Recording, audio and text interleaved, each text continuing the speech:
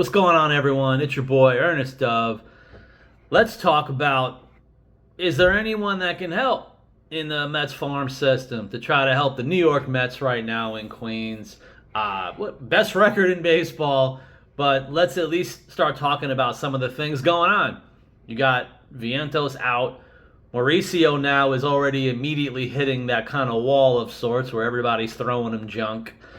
Brett Beatty got real hot. Now he's not as hot. Everybody's up and down.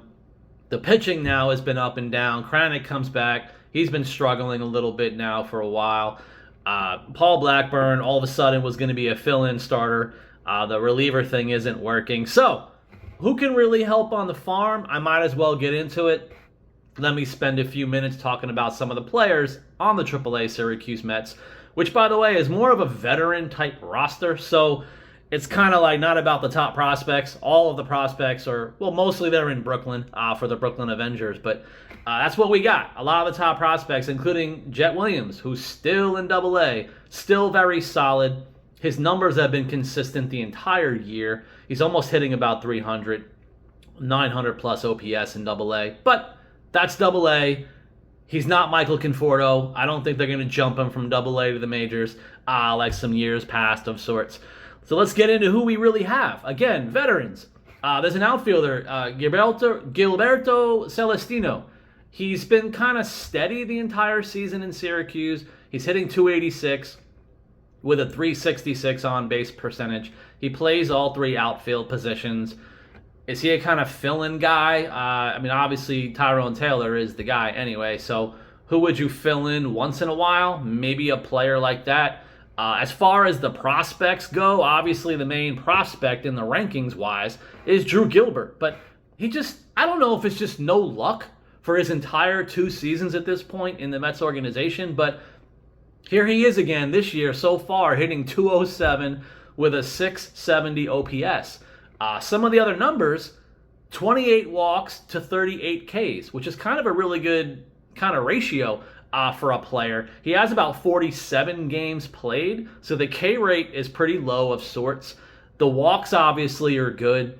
He seems to have no luck whatsoever in the Mets organization. Batted on balls in play, the old BABIP. He only had a 222 last year, and he only has a 253 this season. I don't know what's going on. He has no luck. One thing I'm noticing, though, with Drew Gilbert, we're not seeing like the home run numbers. Even last year when he was hitting about 200-ish for the Mets organization, he was still kind of hitting some home runs. We're not really seeing it yet from him. So I'm curious, what's the situation? What is he working on? But again, at the moment, Drew Gilbert doesn't look like he's going to help the 2025 Mets. Now to the veteran hitters of sorts. Joey Meneses. The numbers are still okay for the season, 274 with a 780 OPS. But I think about April to almost May-ish, those numbers were pretty much like 300 and 1,000 when he started this season. So now he's kind of dropped a little bit, so he's not hot. John Singleton, one of those great story guys from baseball in general, who's now in the Mets organization. He's still hitting for power with the Mets for the Syracuse affiliate. Got an 811 OPS, but he's only hitting 217. So kind of don't really need almost an all-or-nothing first baseman. We already have an all-star first baseman at the moment. So not sure if he can help to come in even as a DH. One of the veterans, the veteran infielders that the Mets have had, like we saw him in spring, Donovan Walton. His numbers were pretty good again, like Meneses early in the season, but now he's only hitting 225 with a 691 OPS. I don't know about that helping as well either in this season for New York. Then there's the guy that I'm really confused about, Luke Ritter. This is a guy who I understood he might have been one of those 3 outcome guys, which we have to be honest. And that's what he's been doing. The batting average has always been 200 and something, kind of in the low-ish range. But he's always hit a lot of home runs, a lot of strikeouts, and a lot of walks. But this season, hitting 233, which kind of makes sense for him, to be honest. But he only has 2 home runs for the season. He's on pace for like 10 or less. And this is a guy who hit almost 30 a year, pretty much, what he looks like on average. So the K rate is still high, but now all of a sudden the home runs have completely dropped, which is why his OPS is only 703. This is a guy I was kind of excited about as a depth guy from last year, thinking, hey, bring that power in. He plays infield, outfield, but something has gone completely wrong with him so far this season. Now, as far as the pitchers, who can help? Anthony Gose, he's the good 23 innings, 25 strikeouts, 175 opponent batting average for the lefties. So lefty on lefty, they don't hit him. The K rate is good, but he's got 14 walks in his 23 total innings. And you can see it pretty much per game. I don't know if it's not really even a one, or he's pretty consistent. So it's not like a 4-walk game and then 3 outings with no walks. It looks like every single outing there's at least 1 walk. So the command and consistency is not there for someone that we could really use, because he's kind of a good, strong lefty. I think it's fastball slider. Hard enough thrower. It would be a good opportunity for him in the Mets organization to try to make that leap, but it just hasn't been working consistently. Then we have some of the other guys that I was kind of super excited about because it's finally happening. The Mets finally made a random decision to transfer or transition 2 of their starters to the pen.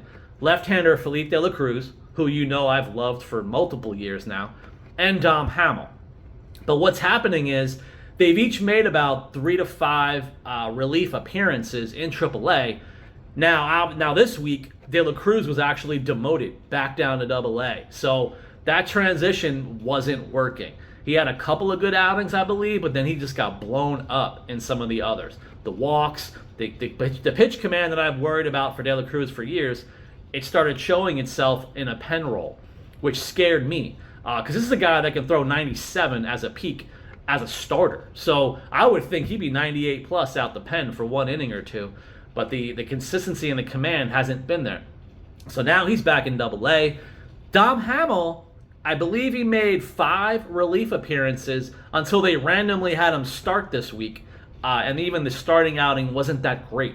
I know about an outing or 2 ago, even at the pen, he threw 3 scoreless, I believe, in a relief appearance.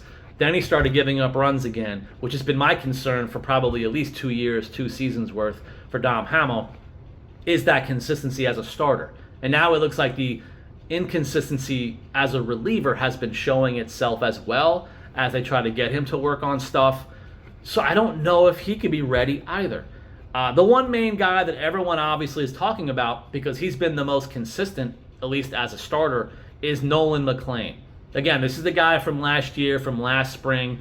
The coaches told me, buy stock in McLean, and that's why I started hyping him like crazy from last spring.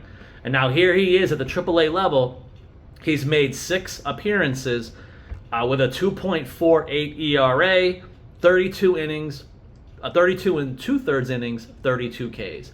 I believe he has about 14 walks, which I feel is high for him. Even with his electric wiffle ball stuff, he's been having more command of it at AA, and it looks like all this always happens in AAA.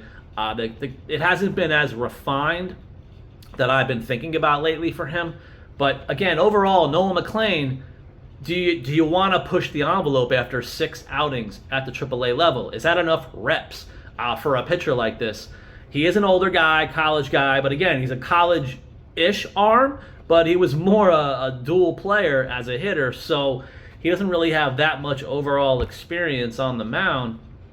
I would be curious. I know some fans have talked about it. Why don't you rush him up as a pen arm?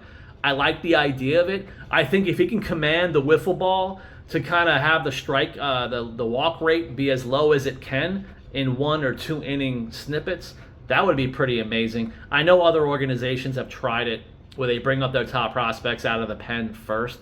He would kind of be the poster child for the Mets to try it with, in all honesty. I don't know if it's something that would happen until August or even make him the September call-up as an arm. That would be fascinating for me. Perhaps depending on the walk rate, if it can lower a little bit and he consistently does what he does anyway, not giving up much runs as a starter, do you want to push the envelope since the season will be basically over anyway in AAA, get him that shot in September perhaps? Obviously, my favorite is Dead Neil Nunez. We all know I have a bias because he's such a sweetheart of a guy. But again, now 3 of his 4 outings in June have been hitless. And maybe more important, walkless. 3 of the 4 outings, he didn't walk anyone. Then he had a blow-up game. I think he pitched 1-ish, gave up like 3 runs. That's the bad outing in June. But again, the rest are nothing. The rest are pretty much almost perfect. So should they give Daniel Nunez another shot? Especially since he's a 40-man guy. Again, like with a Nolan McLean, what do you do? Because you would have to use a 40-man spot. Now, I know there's kind of relief arms that you could be like, well, we'll just release them or DFA them. They'll probably not even get picked up and scooped up. But, it's a roster management thing. Long season. We still don't know when Manaea's coming back. Montas got roughed up again in his last outing. So with some of the issues with arms, what do we do? Do you want to even rush certain guys? And if you use up another 40-man spot on a McLean, you obviously can't DFA him later. So now you're going to lose a spot that you can use as a yo-yo taxi squad level thing for the pen arms. The other kind of top prospects in the organization, Brandon Sproat. He's had 2 good outings in June. Overall, 2.38 ERA. He's only had 2 walks per outing. I believe it was a 5-inning outing and a 6-inning outing. So 2 walks at that ratio for Sproat are okay. Okay, it's not 9 innings, 2 walks, but for him, those are okay outings. But again, now you're getting into the McLean situation, using up roster spots for someone like Sproat, the 2 like legit rookies who haven't debuted yet. Is this time for them? Possibly not. These may be a decision, one or the other, when you get to September, if you really want to take that shot on a top prospect. Now, for the recycling part of things, for a guy who's only had 1 outing, Blade Tidwell, his last 2 starts, 6 innings, 3 runs, technically a quality start, but 4 walks. And then in his last outing, 5 innings, 3 runs, 1 walk, which I guess I'll take. When it comes to Blade Tidwell, he has some elite stuff when he's on his game.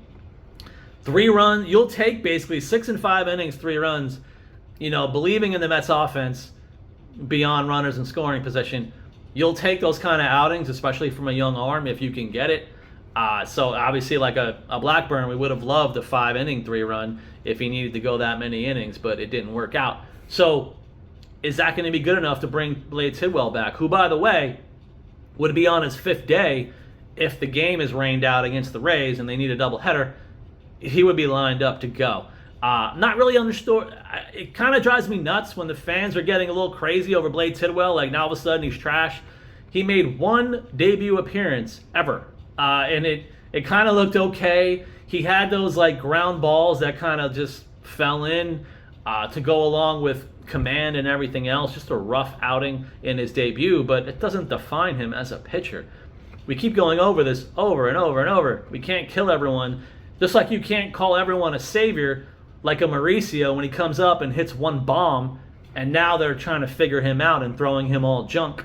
He's going to have to adjust because, again, Ronnie Mauricio has always been the low OBP guy. So he was never going to have a lot of plate discipline. The questioning is, how much can he lay off some of the junk and the stuff out of the zone for him to succeed? But again, this is my video. I don't know if this is a doom and gloom video because I'm not really stating a lot of huge options for the Mets. Again, I do believe in Nolan McLean. My personal opinion, talking to the staff, even talking to the organization, certain levels within the organization, they say we feel he's going to be coming up soon. Not as a directive, as a plan, but they just feel like he's earning it, even from a couple of outings ago in AAA. But I don't know if it's time for McLean or Tidwell or Sproat. I would still say, if it was up to me, Tidwell will be the first one back up, next man up. That would be my option, my opinion, hitter-wise, and then behind Nunez. So if it's a starter, Tidwell. Reliever, Nunez. Hitter, I don't know. It would be a toss-up. I probably would be willing to go with a Joey Meneses just because kind of the most veteran-ish guy that you can call up, bring him up and down as needed. But again, I don't know about the options. And even though people have had fun saying it, call up Parada now that he's hot for about 3 weeks. Pretty sure that's not happening from the catcher position. So, and again, Jet Williams, he's been consistent all year, but guess what? He's also been in Double-A all year, and they don't even want to seem to move him off shortstop. So even as a prospect hugger, I'm trying to conspiracy theorize, putting 2 and 2 together. For them to leave him at shortstop sounds like a value, keeping value, added value situation more than it is a need on the Mets in the near future. So I think I'm already worried about the trade deadline when it comes to a guy like Jet Williams, by the way, if you could read between those lines. I hope you guys enjoyed this video. I'm going to try to start making some more videos again. I want to try to do a weekly wrap-up show again. And I'm already in the works. It's already being set up for next week. So please tune in the next week or so, because I should be interviewing another top Mets prospect. He's a pitcher. He's been fantastic all year. I'm hoping to set it up and finalize the logistics and the details. And then I'll have that interview for you to come. Please subscribe to the channel. I'll see you next time.